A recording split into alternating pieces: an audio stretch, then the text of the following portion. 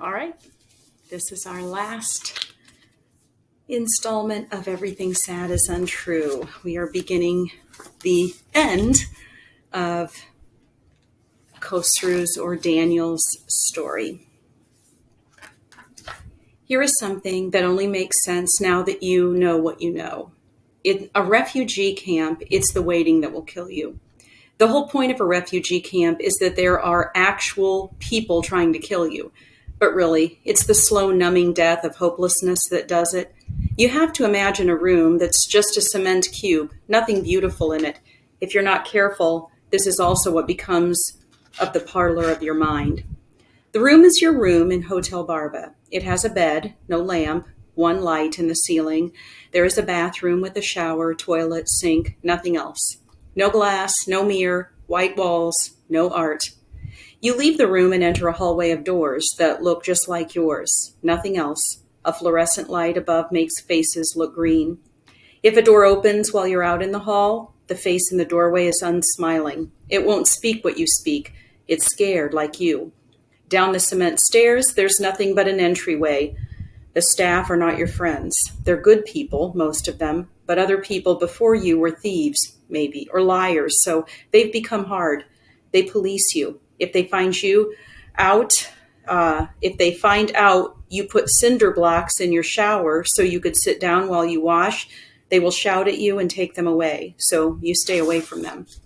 You don't have any money. You're not allowed to get a job, even if you're a kid who speaks Italian and looks like the other kids in town and could carry groceries or dig a trench or something.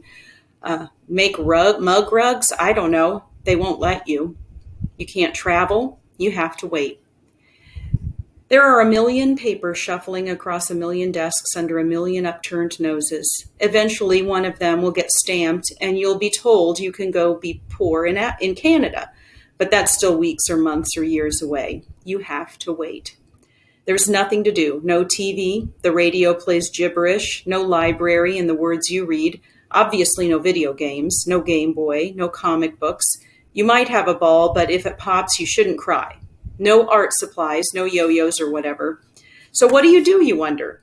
You wait. You kill time remembering some other place in your life. You count those memories. Maybe you were happy then. You cling to them, if you can. Like if your family isn't dead in Kurdistan, then you write letters. You tell them to write back. You beg for news, new anything. You have to wait until your mind starts to betray you a little. You count minutes until the Zupa guy yells, "Zupa!" and you can file into the cafeteria for food. You count seconds. This sentence took you 3 seconds to read.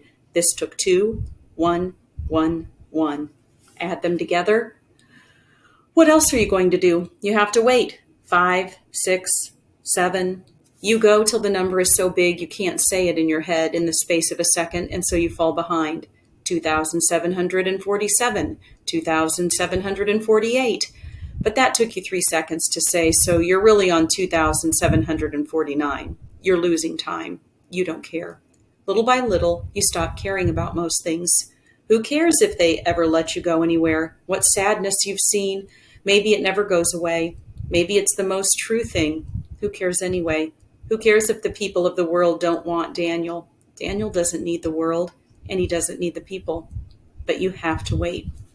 It's dark now, and you've eaten the begrudged food and counted thousands of seconds and become so angry your fists go stiff and you stagger up the cement stairs to your door in the unmarked halls, to your cement room, and you lie down. And you admit you do need stuff. You whimper that you want love, and you wait. You wait all night. You wait for the committee to find you. You wait for some stamp to give you permission to go somewhere and live. And that's what it looks like. Unless you're my mom, she doesn't wait. She bangs. She doesn't whimper. When we got to Hotel Barba and she saw the dead eyes of the people not even begging to stay alive, she told us, no, we won't do that. Back then, I didn't know what I know now. The people just looked sad to me, so I said, do what? Wait, she said, waste time. She said the Hotel Barba turned sadness into opium. It tricked you into thinking you were waiting to go live somewhere when you were already living somewhere. So that's how she found that family I mentioned and saved her money for bus fare and the rest of her money for 2 pencils and 6 erasers. We took the bus to Rome, where we thought the family attended school, but when we got there, we realized the giant building was their house. We rang the bell. A woman who could have been an Oklahoma mom opened the door, joyful and alive, like she just walked out of the ball pit at McDonald's. "Ciao, tutti," she said, or should I say, "Hello, friends." Her name was Karen, and Karen was kind in the way that people can be when kindness doesn't cost them anything. Come in, you must be thirsty." "Where did you come from again?" "It must have taken ages." "Can she get you anything?" "No, thank you so much," said my mom. Karen waved to her housekeeper that she didn't need anything, and the housekeeper ran away. Back then, we didn't know that if you wanted water in American homes, you had to ask for it. Have I described Karen? Do you know what Barbie looks like? Can you imagine her 20 years later? She had an accent that I thought was Australian, but I know now was Texan. She said, "Well, I'm just delighted that they found y'all."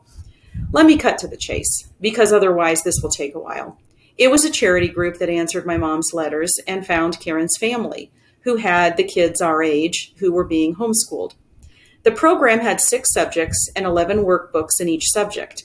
I was in first grade and could tell you that that was 66 books to complete over the year. Every book had about 200 pages, so that's 13,200 pages.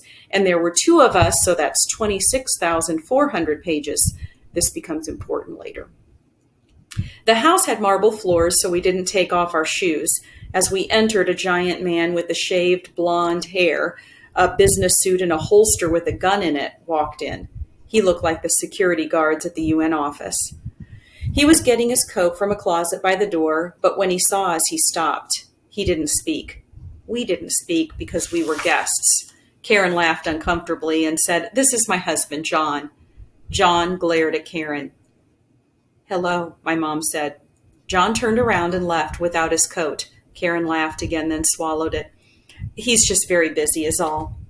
In the back of the house was a sunroom where we met Janet and JR. If this was a book in Mrs. Miller's class, she would point out that they were both named after John, which says something.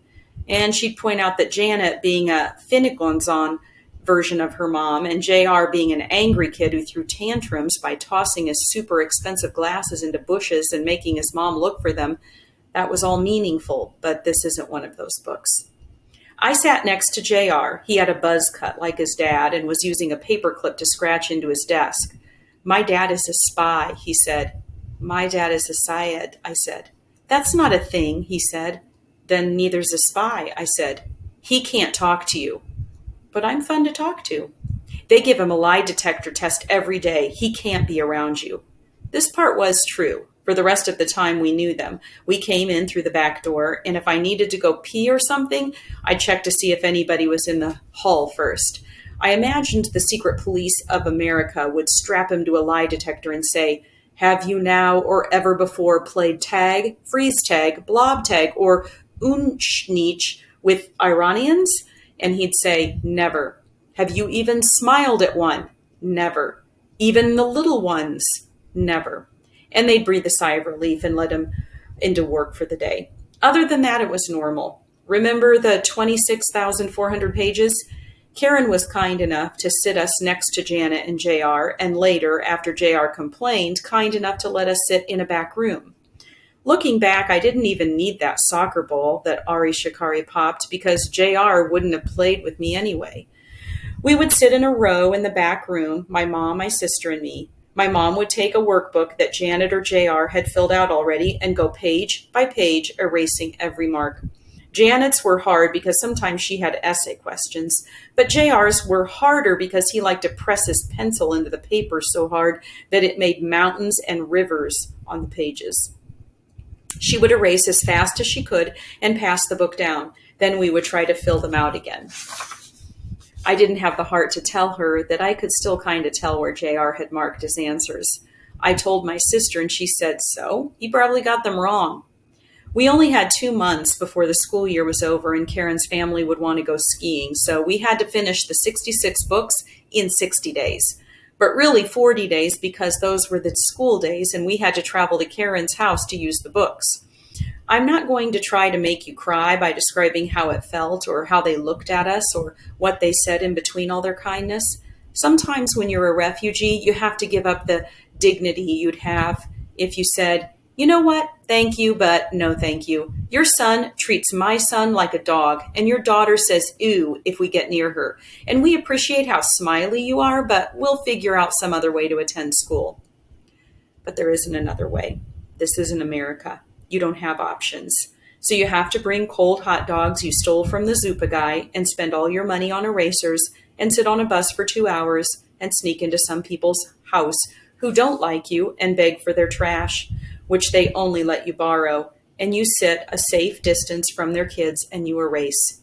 You tell your kids to hurry, no time for breaks. If you do it as hard as you can for 40 days, if you don't stop, then you complete the whole year in 2 months. But you have to erase 660 pages every day and get a callus on your finger that won't go away for the rest of your life. You can't stop for rest. You can't waste time with dignity. You have to scoop up every workbook as soon as it hits the ground like you're starving.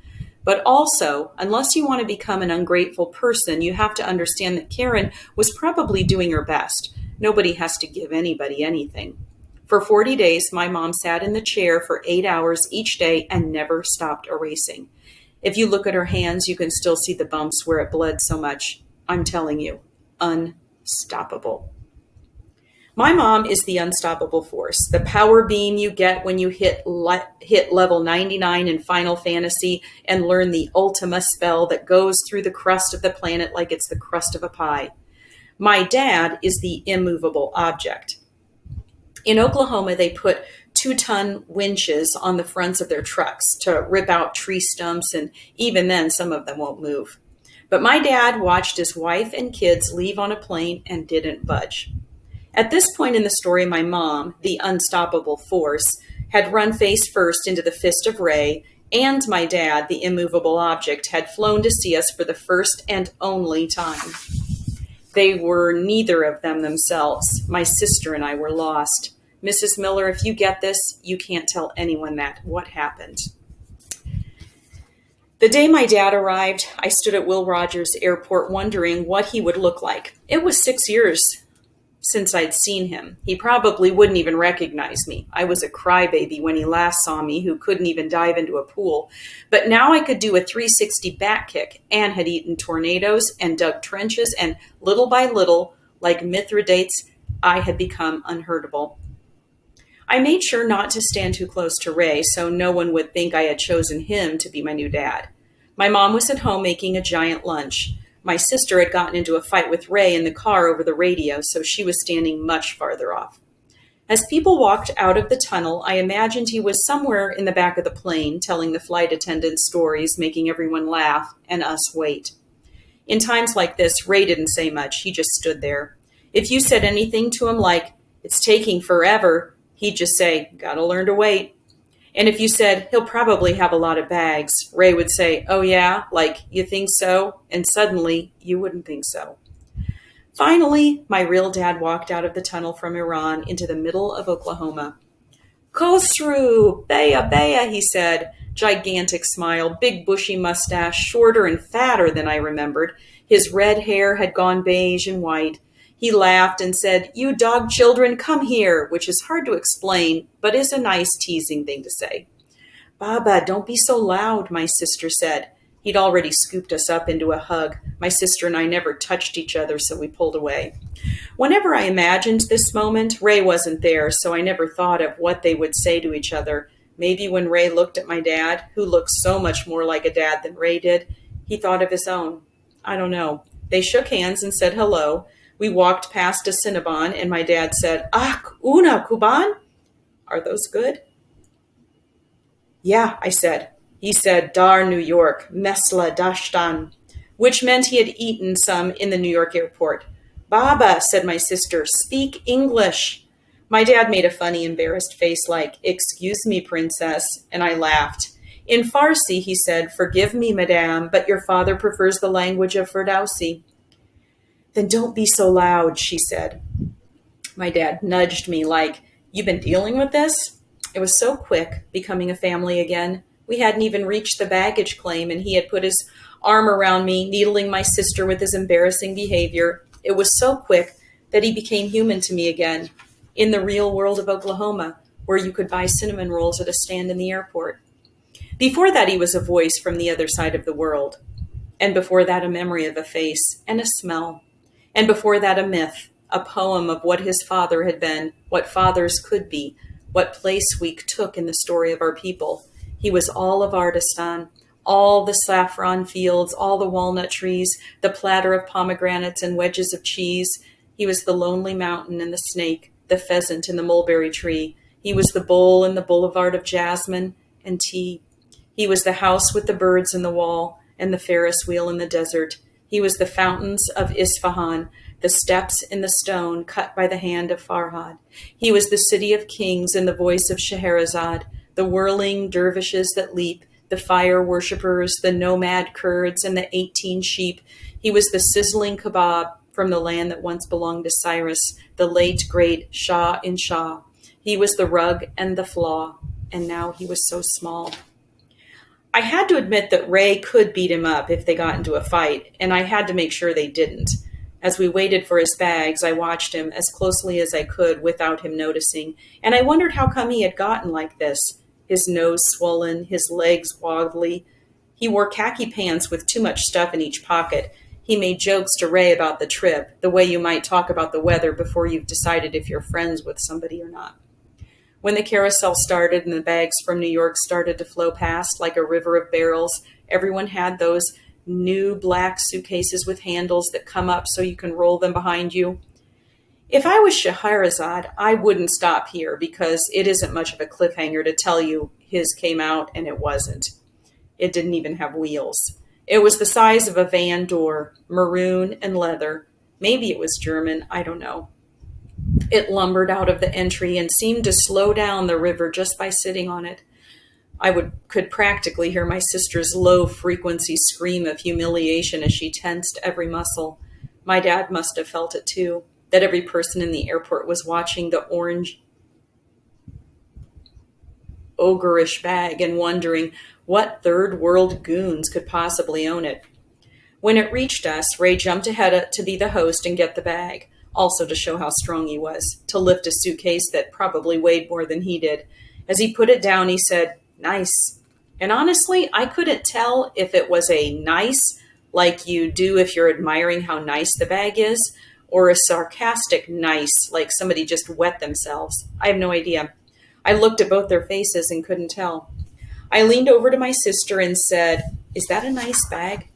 And she said, "Let's just get out of here," which she would have said either way. In the car, my dad told stories of his travels, but not of Iran. It cost so much money to come to America, especially to pay everyone for the proper papers. Maybe he didn't want to mention his new wife, who had answered the phone of our house when I had called for American Father's Day, and she whispered, "Don't call here again, you dog children." It's hard to explain, but when she said it, it was an ugly thing to say. Then she hung up. When my dad called a few weeks later, upset that I hadn't called on a holiday they don't even celebrate, I told him, and I think she got into trouble. She never spoke to me again. Her name is Masha or Morteza, and I guess she's my stepmom. Anyway, he spoke in Farsi. "They have these cakes here. Incredible. I bought 15 in New York."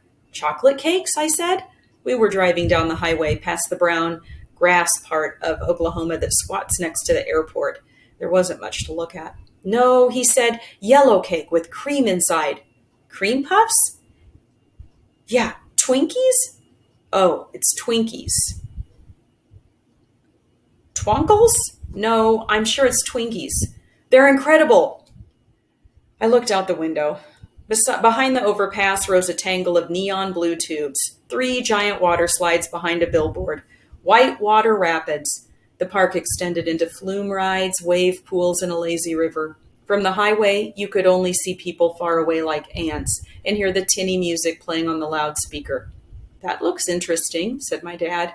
"You should take the kids," said Ray. My dad nodded. "They have something like that in Paris," he said. Turns out he'd gone to Paris with Morteza the previous summer. The time it took to get my dad out of the car and into our house almost killed my sister. All through the ride, she'd said, "Speak English," and he'd said, "Pasha, mikon man." Mikonam, which is okay, I will, but not in English.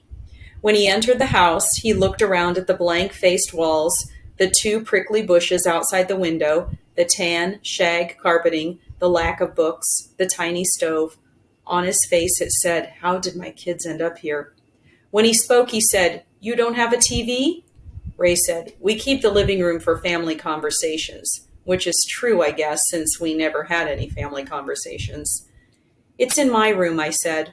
My mom had been stalling by putting something in the oven, but she finally walked over. The last time they had been together in Dubai, they were married to each other. Now they were married to Ray and Morticia. She walked over but stopped short. They bowed to each other like a gesture of affection, but no touching. I said, "What did you bring?" Everyone was more than happy to jump right into the suitcase. Happy reader, honorable friend, I can tell you, he brought back my heart. My heart had been broken beyond the repair of King Khosrow's greatest weaver and carried in it a hole so big it could be said to be made up entirely of one big flaw.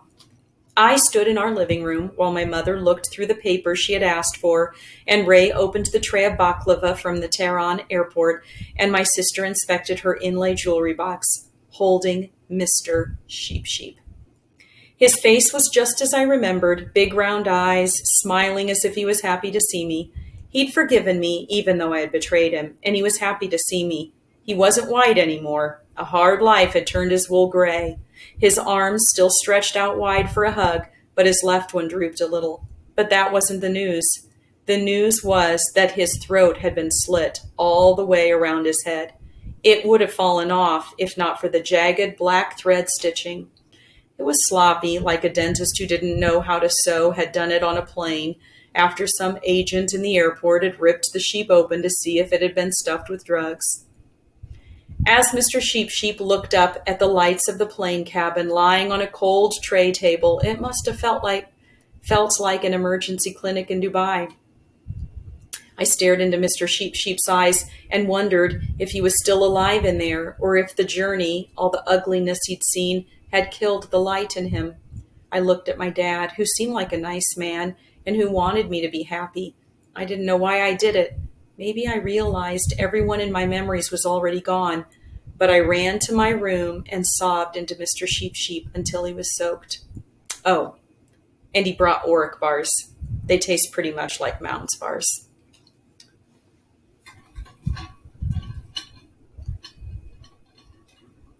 I woke up the next morning with Mr. Sheep's head dangling off his body like a pinky finger caught in a door. The stitching had come loose overnight. I got into the car because I'd missed the bus. My mom, who had cut her hair short for the convenience, was still messing with it in the rearview mirror and still frustrated.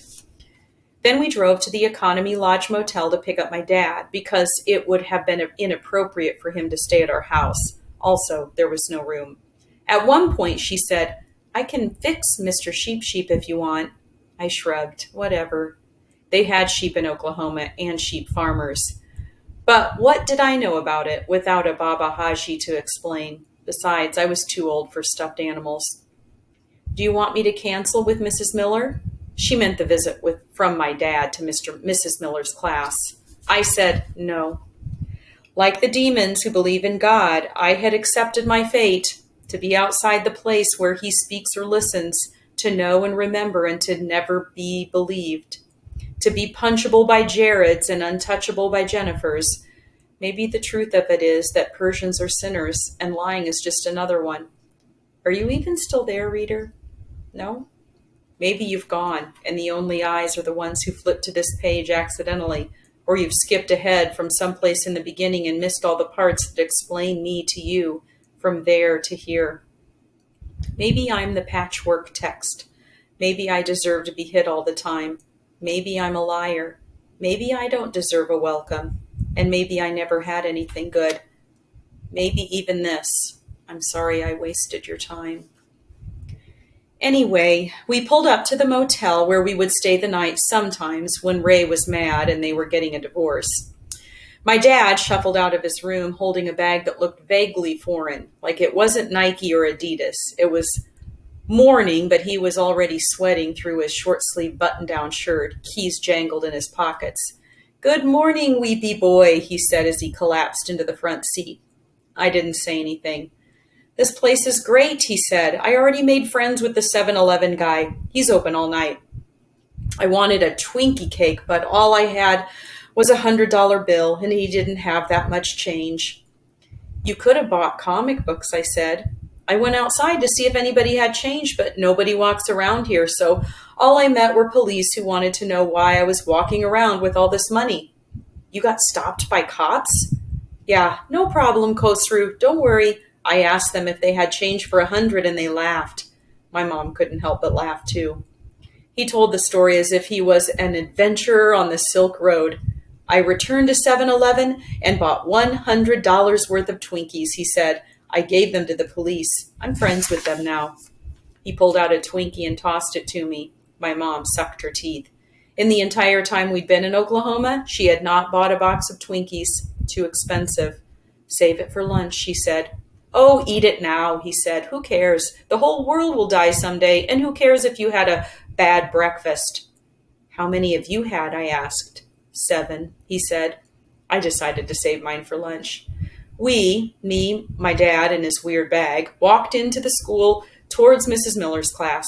I wished for genies to be true, and for me to find one someday, and for it to come back in time and make all the Kellys and Jennifers stay homesick today. My dad walked through the halls like he had been there 1,000 times, and every time someone had told him he looked handsome. His back was straight, belly out. He nodded hello to the custodian, the vice principal, and the office ladies. He didn't ask anybody permission for anything. The classroom was a cement cube, but it had streamers and wavy cardboard on the walls and posters about kindness that really mean calmness. Everyone was in there. Mrs. Miller was at her desk finishing her notes. Jared S. sat in the front, because otherwise he'd flick the ears of the person he sat behind.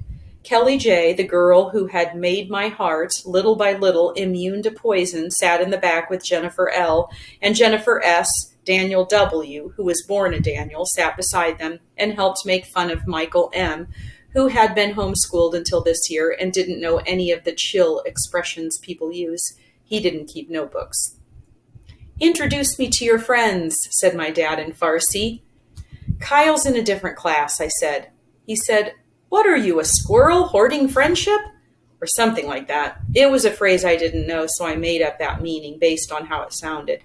Mrs. Miller looked up and saw us. "Hello," she said, and walked over to give my father a handshake. She got the kiss on the cheek for my dad, which isn't a real kiss, but they don't do it in Oklahoma. So she said, "Oh," and laughed like she was nervous.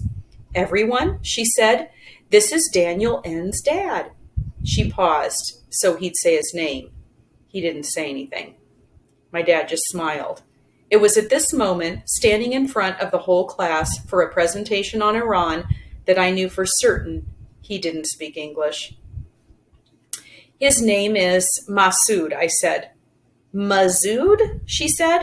"Masood," he said, because he recognized his name, but he said it too loud. When you're speaking a language you don't know, you forget how loud to make the words. In the 1001 Nights, you have to imagine at least once or twice that Scheherazade loses her place or realizes she's already used the genie turned into a mouse trick, and she goes blank. Her eyes, black, begging, stare at the king. He doesn't know what has happened. The river has run dry. There's a pause that lasts almost an entire night, that for Scheherazade feels like the rest of her lifetime. Good reader, wait. No one is good but God alone. Decent reader, reader who is kind to sheep and wears tasteful hats. Wise reader, this was like that. We stood before the class as if they were agents behind glass. Finally, Jared S. said, "So he's a dentist?" "Yes," I said. "Does he have a magic carpet?" "No." "I do have a carpet," said my dad in Farsi. "A magic one," I said to him in Farsi. "Well, I could tell them about one," he said. "Why are you answering for him?" said Kelly. "He doesn't speak English," I said. "Of course I speak English," said my dad in Farsi. "Why did you say that?" "You don't," I said. He turned to the class. I speak English. Baba, I said. Are you famous there? Said Jared. I never said he was famous, I said. Jared was trying to make me seem dumb. Of course, said my dad, speaking through his barred chest and mustache. Very famous. Are you famous? No, said Jared. My dad turned to Kelly and said, Excuse me, miss, do you know this boy? She laughed at his playful seriousness. Yes. Do you know he is a little... He rolled his eyes and wiggled his eyebrows. It could have meant anything, like he's silly or kind of dumb. Kelly burst out laughing. Yes, she said. My dad turned to Jared S. See, you are famous. Jared had to smile when my dad made a show of shaking his hand as if he was a movie star and saying, Thank you, famous man, thank you. The whole class was laughing by then. He answered more questions in his broken English, sometimes turning to me for translations. Was it true we had a house with birds in the walls? Of course, their great-uncle had 5 pools with swans and falcons in the roof. Did his great-great-grandpa really get his weight in gold? Yes. He was no Khosrow. What is the word for giant man? Hulk? He was no Hulk like me, so not too much gold. What about saffron fields? Said Jennifer. What about saffron fields? Said my dad. Do they exist? Yes. Do you own them? Khosrow's mother's mother's mother, yes, but no more. My dad turned to me and said in Farsi, Khosrow, tell them this. They don't understand what stories are for. What are they for? I said. For remembering, he said. Tell them this. Rostam. Do you know Rostam? I don't know. Then I said in English, do y'all know Rostam? Persian Hercules, said Daniel W. I turned back to my dad. Yeah. He said, when the poet Ferdowsi finished his great book, he said, Kerastam Yali Bu Dard Sistan Manish Kardam Rastama Dastan. Tell them that. You didn't understand. Just the poem part. Do you know Sistan? No.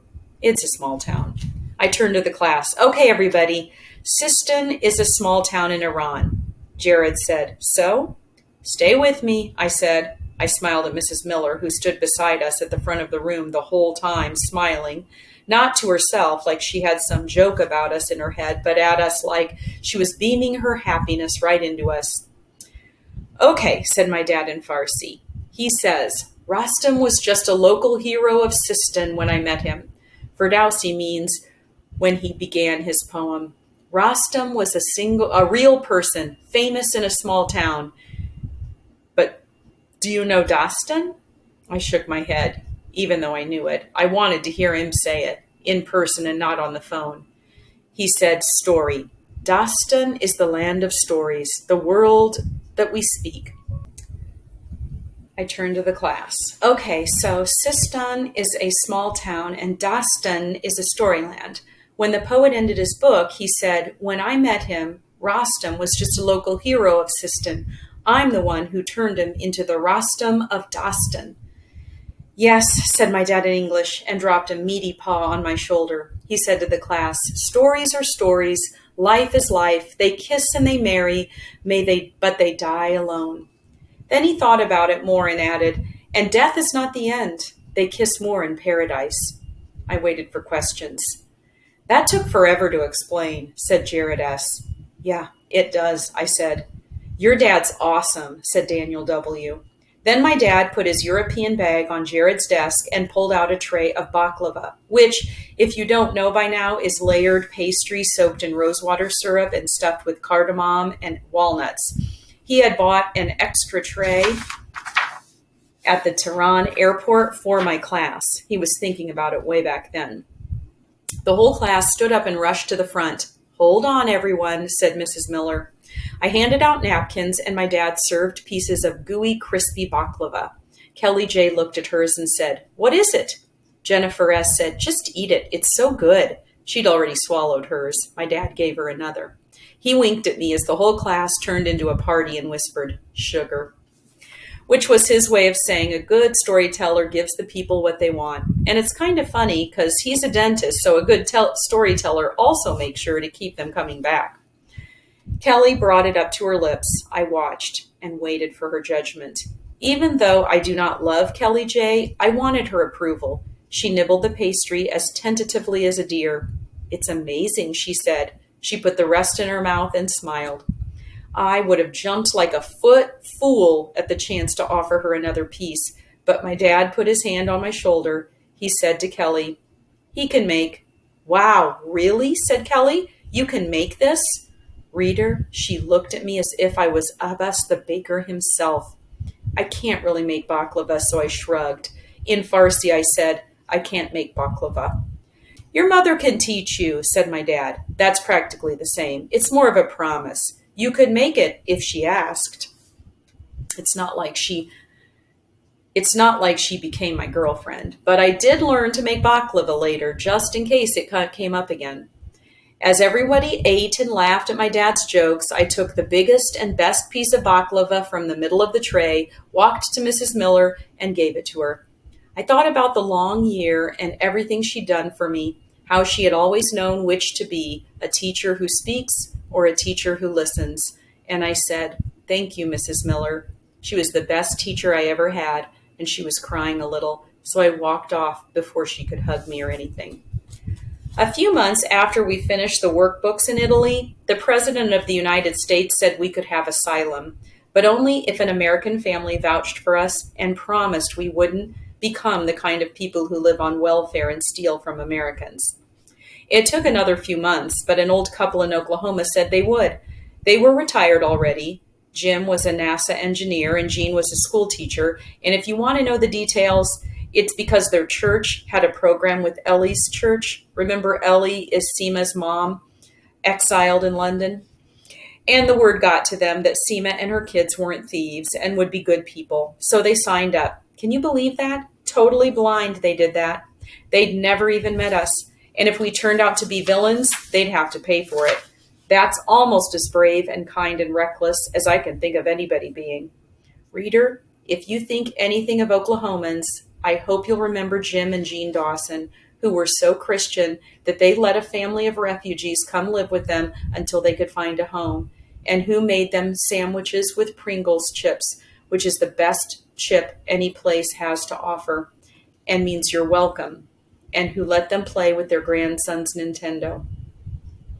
When we got off the plane, it was nighttime, so I had been asleep. And when we left and got into Jean's car after we met her and everything, I realized my hat, the one Ali Shikari left me before he disappeared to say sorry for bursting my soccer ball, was left on the plane. There was nothing left of Ali Shikari but my spotted memory. In the back of Jean's car, driving from the airport for the first time toward Edmond, I cried. In my pocket, I had 3 peach pits from the orchards of Mentana and 4 micro machine cars to jump over them as if they were boulders. I had abandoned Mr. Sheep in a field, lost my kite in Dubai, and forgotten Ali Shikari's hat in an Italian plane. You don't need any of that, said my sister. She meant the peach pits and the cars. Look what they have here. I looked out the window where she was pointing at the giant water slides at Whitewater Rapids. It looked like the kind of place that, if you were from Oklahoma, you'd remember as a mythical paradise. For that car ride back to Jean's house before we met Ray and had to leave them, I thought that was exactly where we had landed. Just don't go diving in the shallow end, she said. I never went to Whitewater Rapids until my dad took us. After the last day of school, Kyle went to California again for the summer, before I could prove to my dad that I had a friend, or to my friends that I had a dad. That's okay. In the 1001 Nights, sometimes characters wander in and out of the story as if a sleep-deprived Scheherazade had forgotten to give them a purpose. It was the first Monday of summer after the Sunday when my dad visited church. This is important because the fight that would come later, the one that finally separated us from my dad, began there. Pastor Hammond, you may not remember, is the one in the Dallas maid suits. He shook my dad's hand. My dad smiled and nodded. Then he leaned over to me and said, "All his teeth are fake, every single one." I laughed. John Boy, the youth pastor, avoided us, probably because he thought I told my dad about him pulling out my thumb. I hadn't, but it was nice to be protected. So even though my dad could have just said he was feeling sick from eating 5 dozen Twinkies, he still attended the special evening service where Pastor Hammond stood in front of the tiny congregation and preached his sermon directly to my dad.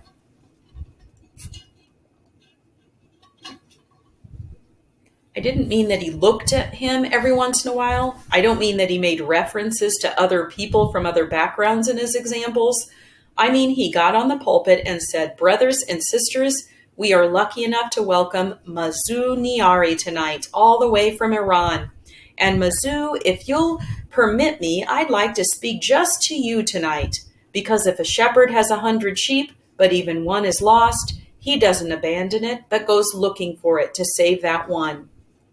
There's nothing more true blue than a pastor of a small town making a sincere speech directly at you in a room full of 40 people as if they aren't there, and expecting an uncomplicated handshake deal to come of it. And there's nothing more exactly Iranian than to sit there nodding agreeably. That's that tariff I told you about, the polite self-annihilation, the way of saying, "In your glory, I turn to elemental dust and hope only that it does not make you sneeze." Or my dad was just super weirded out because it was super awkward. Pastor Hammond didn't look at anybody else, not even me, sitting right next to my dad, but you could tell he was aware of the audience. He was performing it all for them.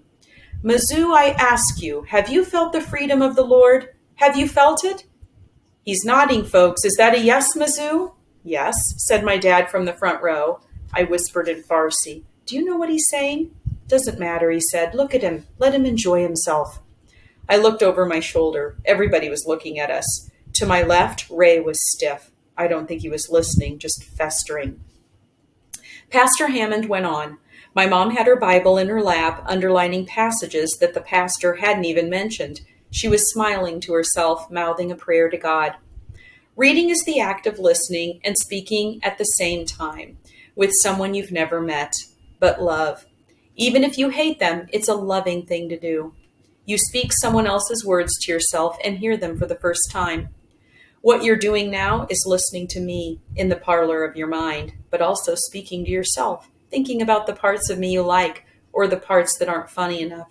You evaluate, like Mrs. Miller says. You think and wrestle with every word. It's like when you're hearing a great story from Scheherazade and you're seeing past the thing to the main thing, past the adventures of the orphan to Scheherazade herself, begging to stay alive another day. The same way, in a small town church in Oklahoma with a kind of dopey pastor, my mom could look past the thing he was saying to the source of it. She was replenished by the same thing that amused my dad and that infuriated Ray. By the end of the sermon, the pastor had convinced himself that he'd converted my dad because my dad kept nodding and saying yes to everything. "Have you had your heart softened, Mazu?" "Yes." "And would you like to change your life before you leave here?" "Yes." "And would you like to take the real plunge?" "Yes." Dad," I said, "would you like to be baptized?" "Yes." Uh-oh, I thought. Did you hear that, folks? That's the rejoicing of angels. Everyone but Ray clapped. Pastor Hammond smiled like he'd sold the car in the far back corner of the lot. "All right, then, let's get a towel for Mazu." Everyone stood. We watched as my dad followed one of the deacons into a room that led around the stage, up to an elevated pool that looked out over the crowd. If you're from Oklahoma, you know what I'm talking about. If you're from Iran, imagine a big bathtub on a balcony, center stage, behind a pulpit, under a giant cross, and 3 grown men in white hospital gowns getting in. One of them is hairier than the others. That one's my dad. The other 2 were the pastor and the deacon. They were both necessary because the next step was for my dad to renounce Satan, and then they dip him backward like action movie heroes to do to ladies when they tango with them. And it would take both men to lift my dad back up out of the water. Just like that, like Mr. Sheep, he was born again. When he came out of the water, the congregation cheered. "Mazu," said Pastor Hammond, "you've been washed in the blood." My dad, soaking wet, said, "Good, yes, good." I think I never wanted something to be true more than my Baba believing and being saved and moving to America and being in heaven together after that. I know it wasn't going to happen. It's just how I felt. So I was happy, is what I'm saying. And I even hugged him when he came out, even though I don't hug people, even the pastor. I hugged him. That was the only time I ever touched that guy. In the fellowship hall, everybody had cookies and coffee. I walked up to my sister's table where she was selling mug rugs. "What do you want?" she said. "Nothing." "Want to walk around and ask if they want to buy mug rugs?" I shrugged and picked up a couple. "Do you think he'll move here?" I asked. "Baba?" "Yeah." "No, of course not." "He can't go back if he's Christian," I said. She rolled her eyes. "He did that for you, idiot." I put my mug rugs down and walked to the bathroom with my eyes pointed directly up at the ceiling. "Be careful," she said. "Ray's mad." The next morning we picked up my dad, who had bought another $100 worth of Twinkies. It was just my mom, my sister, him, and me. I don't remember much of the car ride except my mom was quiet. I said to my dad, "Are you really a Christian now?" And he said, "Yes," and laughed. "I'm your father. I am humanity. I'm everything to everybody." I didn't say anything after that. I guess that was my dad's favorite myth, that he was everything to everybody. Whitewater Rapids is exactly as tubular as the commercials tell you. Extremely. It smells like chlorine and the water's extra blue, so it looks cleaner than it is. The walls of the park are giant logs tied with white rope, like you're inside a ship. The snack shops can turn an ice cream cone completely upside down to dip it in chocolate without anything falling out. You're supposed to wear flip-flops if you're walking from the tide pool to the lazy river, the flume ride, the group inner tube ride, or the slides, but the paths are made of a smooth surface with little holes in it, like lava rock, so it's no big deal if you're barefoot the entire time. The first thing you do when you get there is say goodbye to your mom. Then you pay $28 per person, which only our dad would do in our family. On the other side of the turnstiles, there are giant floaty tubes for rent. The blue circle ones are the smallest, and you might want the green long ones for two people, but that would be a huge mistake because they go much slower. Then you walk to one of the lounge beaches, which have no sand, but green turf and a ton of lay-down chairs and lockers for your clothes and shoes. My mom would never come here because she would never be seen in a swimsuit. I don't even think she has one, and she'd want to save money on the lockers. So she would say, "Go, I'll stay with the clothes," and the sandwiches she would have packed to save on buying corn dogs. My dad stuffed our stuff into a locker, plopped onto a lounge chair, and said, "Go, have fun." "Are you coming?" I said. "I don't want to wash off my baptism. Go. Do you need money?" I nodded. Whitewater Rapids also has an arcade with Street Fighter II, which is the greatest arcade game of all time. He took out a tube of bills. "Do they take 100? No. He unrolled it and leafed through looking for some other bill. "Do they sell Twinkies here?" he asked. "No." "Baba," said my sister, "stop showing everyone." "Ah," he said in Farsi, "is my money too foreign now? It's dollars." She stopped scolding him just so he'd stop speaking Farsi. He found a 5 and gave it to me. "If he gets 5, I want 5, said my sister. He found another and gave it to her. "Go," he said. "If you see a waiter, send him to me." There are no waiters at Whitewater. My sister and I looked at each other for 2 seconds, then turned and walked in opposite directions. I went straight to the arcade. Later, I would make it my mission to show my dad I wasn't avoiding the rides or scared of pools now or anything like it. Street Fighter takes 2 quarters because it's a super premium game. $5 gets you 20 quarters, which is a ton to put into swimsuit trunk pockets. There were a bunch of big kids at the machine, but they didn't know I had spent 3 years in Oklahoma already and only got 2 quarters from my mom to spend on a whole day, so I knew all the tricks to make a game last. And with 20 quarters, I could probably play Street Fighter for 20 hours. I was using Blanca, who is a monster with a hairy chest.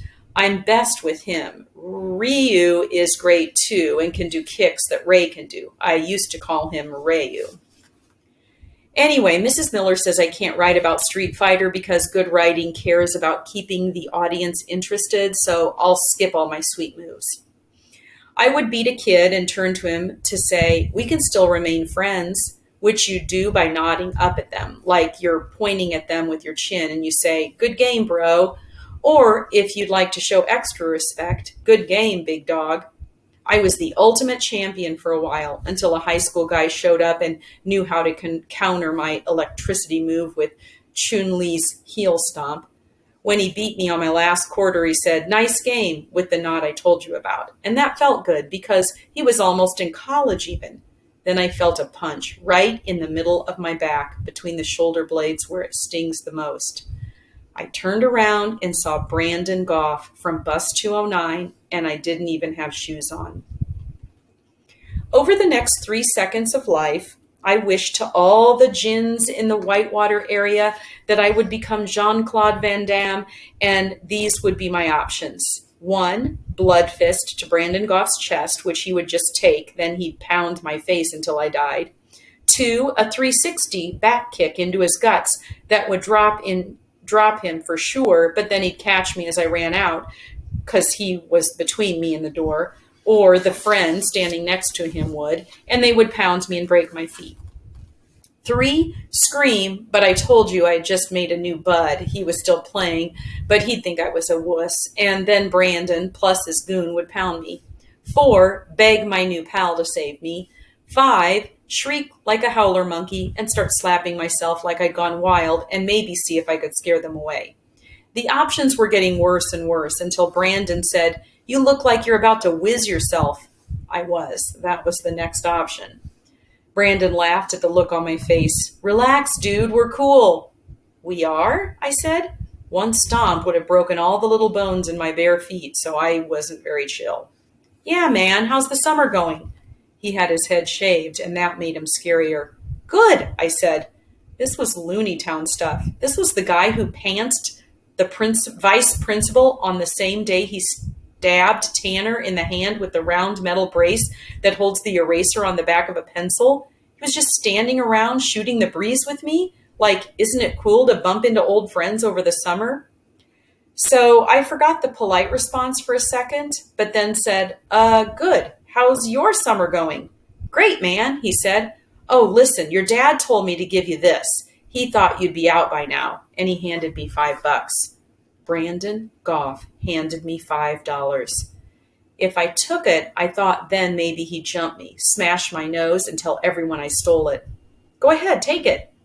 Why wouldn't you just keep it? I said. There's $20 waiting for me if I don't. Ah, I said. He handed me the $5. Your dad's kind of a boss, he said. I got back to the lounge area around the same time as my sister. I guess she got a delivery too. He was lounging back with his silk shirt open and sunglasses on, a can of Coke resting on his hairy belly. Baba, what are you doing? Said my sister. Nothing, said my dad. Do you want fries? No. Why are you talking to people? I like people. A kid ran over with a plate of fries from the concession stand. My dad slipped him a 20. He ran off. Well, stop it. It's embarrassing. It's embarrassing to give people money? Yes. Well, too bad. I like French fries. Have you ever considered that you're embarrassed of yourself? My sister looked around and saw everybody casting glances at my dad, lying on his throne. Kids were milling around waiting for him to want something. I knew what she was thinking. Even when he was being a boss, he was doing it in a way no one else did around here. Back then, all she wanted was to be normal, to speak English perfectly and go to business school and never seem strange to anybody. But that was the moment I realized that myths are just legends that everybody agrees on, and legends are just stories that got bigger over time. The story of my dad, who for one day became the king of Whitewater Rapids, was just another myth in the making. The way everyday concerns didn't bother him, the rules he followed that weren't the normal rules for heroes, all of that made him interesting. He was the God who spoke and spoke and spoke, and you never got tired of it. But unfortunately for my sister, he was not a God who listened. That is my last memory of my dad. The same day we took him back to the airport. It was obvious he wasn't welcome to come again because of Ray. He had his other life, and laws started to keep Iranians out of America, even just to visit. He went back to being a voice from the other side of the world who called me Khosru. I wonder sometimes what his story will be, why he let us go, why we weren't interesting enough or fun enough to hold close. I'm not a baby anymore. I know a stuffed sheep is just a toy, but I loved the thing so much I would have done anything to be with Mr. Sheep again. I'm not sure why I'm so much less valuable to him. Maybe you're reading this and you know. Maybe you see the reason I don't. Like maybe I'm a bad person and I don't realize it and I don't deserve a dad. I don't know. If you do and you see me someday, I hope you'll tell me. But I'll tell you one thing now. If I ever have a kid, I wouldn't let them go, ever. Even if they had to leave Earth and I had to follow them into airless space, I'd hold on to them and suffocate. But at least I'd have held them close. And I wouldn't hit my wife either, not for any reason, not even if she hit me. So we come to the hitting. The memories are almost all done now. That day after we took my dad to the airport, we got home to find Ray was in his bad mood. What happened was the last best memory I have of my sister. She's still around. She's not dead or anything. I just mean it's the memory I'll keep instead of all the other ones. He was furious. We knew that because he was working on his car, throwing tools around the garage, and he didn't say anything as we walked into the house, even after my mom said, "Salam," 3 times. "Go ahead," she said to us, but we knew there would be less fighting if we stayed. "No," said my sister. "It's fine," she said. "No, you come in," I said. My mom is the hero of this whole story, in case you are wondering. She always did what heroes do. The law that applied to her was the law of sacrificial love. The legend was unstoppable belief. The myth was the strongest person you have ever known. Not Hercules, not Rostam, not Jean-Claude Van Damme could protect and love as Seema, my mom, who was our champion, and who, like Jesus, took all the damages so we wouldn't have to. She walked into the house with us. In moments like these, when you know something is about to happen, everyone finds some reason to stand around and wait for it. Ray stalked into the house. They fought. I will spare you the details. Fighting is never poetry. It is always bad storytelling. The characters say something and mean something else, but the connection is so obvious it embarrasses the reader. It might be, we still don't have soy sauce. You didn't have time to get soy sauce? And that means you spent too much time attending to a guest I don't like. But it escalates. They shout. He approaches her so he can look down, and she has to look up. He looms over. His hands are at his hips, but cocked and loaded. She doesn't back down, and he can't back away. Her back is to the kitchen counter. She says, "Go to your room," to us, but we don't. He turns and says, "Go." My sister says, "No."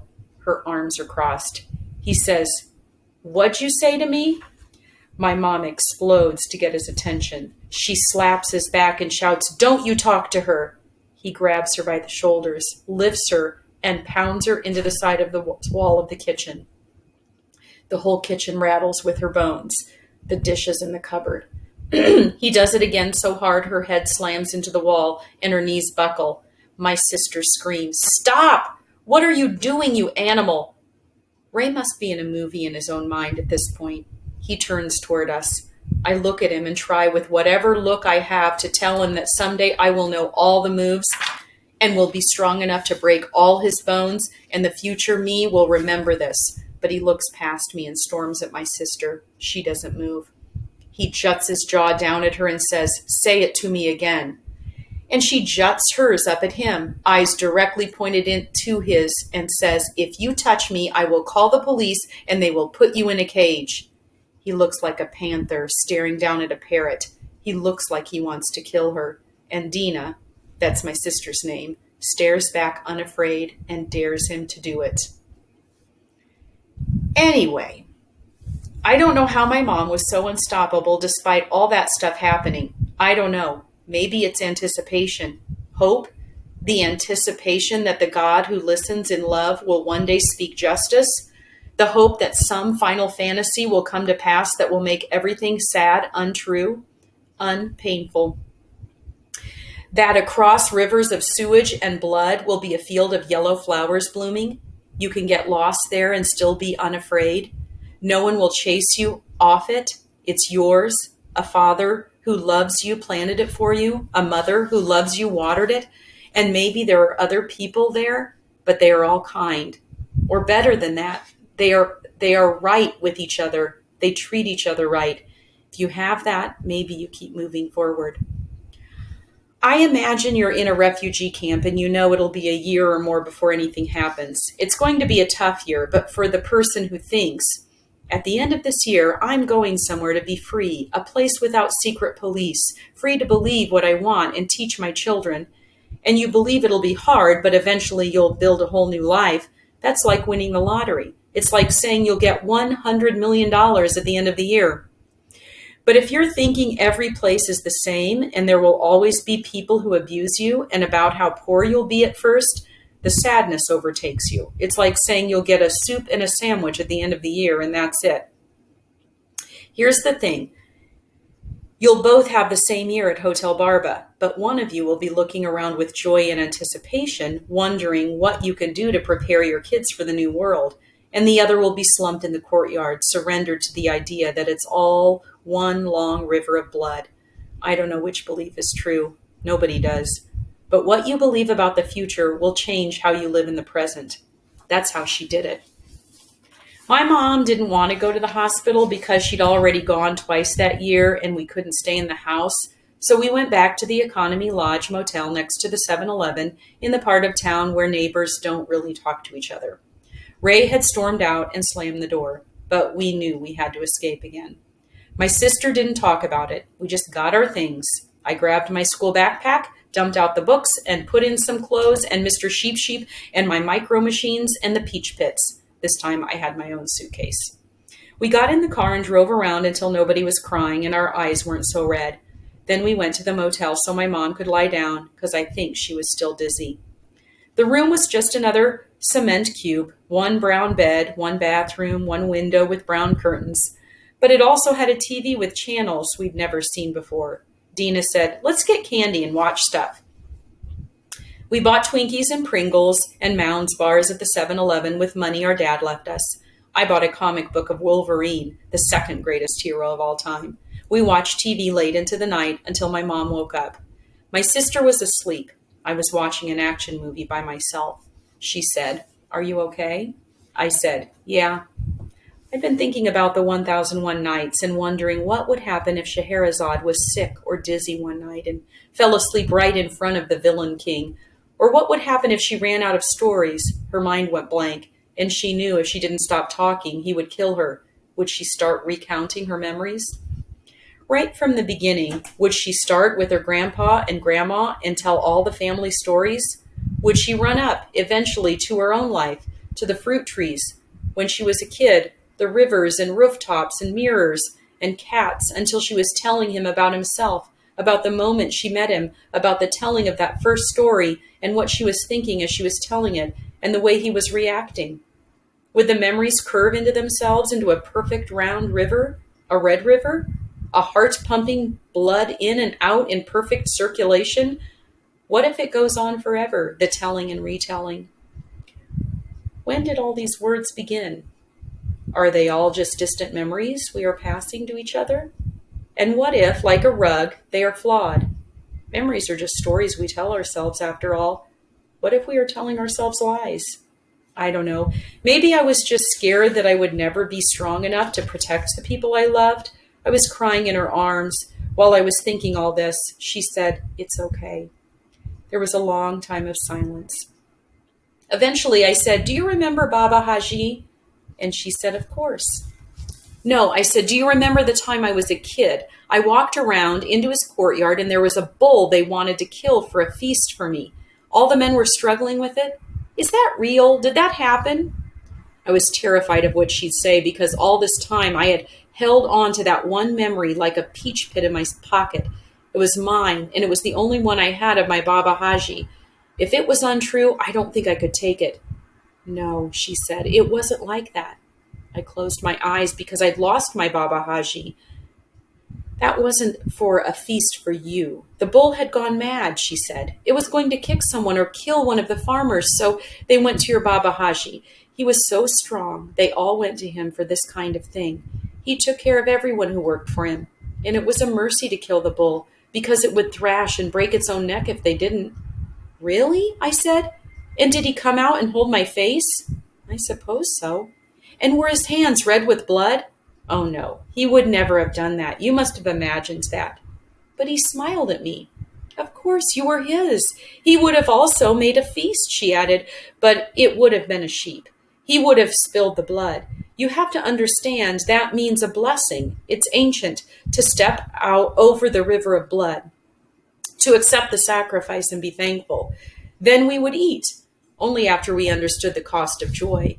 And he would have washed his hands. We sat in the dark motel room with the light of the TV flickering. I knew we would be whole one day. Maybe it would take 1,000 years, but we'd get there little by little. And finally, here's the author's note. Hello, reader. It's Khosrow again, but this time I'm 36 years old with a beard and a job where everyone calls me Daniel. Around 13 years ago, I was living in New York City when my dad called with the news that my Baba Haji had died. I knew right then I would never have another memory of my grandfather other than the 3 I recounted in this book. All I ever wanted up till then was to return to Baba Haji's house in Ardistan to learn how to be a man, to farm, and to reclaim the 18 sheep he had given me on my 5th birthday. That was the moment I began to write this story. I figure you want to know which parts are true. The short answer is all of it is true. I've changed the names of some people simply to avoid calling them out, combined others into a chorus of Jared's and Jennifer's, and played a tiny bit with the timeline. But the elements are all, to my recollection, true. But remember, a patchwork text is the shame of a refugee. I'm afraid I did not have access to family records, historical documents, or even most of my family members. I relied on interviews I made of my parents.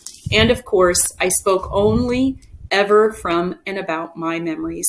Even the stories of the generations before were from the memory I had of hearing them. My mother would like me to tell you that her father was not nearly as bad as I remember him. Perhaps I misunderstood a great deal, in the way that a child misunderstands. But those are the myths I believed at the time. This was my life as I experienced it, and it is both fiction and nonfiction at the same time. Your memories are too, if you'll admit it. But you're not a liar. You're just Persian in your own way, with a flaw. I have a son now. He is the exact age I was when I freed Mr. Sheep, and I can't imagine ever losing him. I pray that he will be rich in memories of me holding him. He is named after my Baba Haji.